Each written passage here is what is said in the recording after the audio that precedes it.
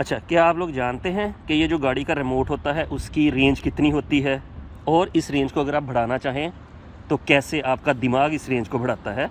अभी आपको एक एक्सपेरिमेंट से हम लोग बताते हैं, ठीक है। तो ये गाड़ी है सुजुकी ग्रैंड विटारा, उसके पास ये उसका रिमोट है जैन भाई के हाथ में। जैन भाई प्रेस करें अनलॉक करने के लिए ज़रा इसको। ये देखें, ये गाड़ी का रिमोट प्रॉपर वर्क कर रहा है, ठीक है। तो जैन भाई आते जाएं, पीछे को भी देखना कितनी दूर तक ये रिमोट प्रॉपर वर्क करता है, ठीक है। चलते हैं। हाँ, यहाँ प्रॉपर वर्क कर रहा है।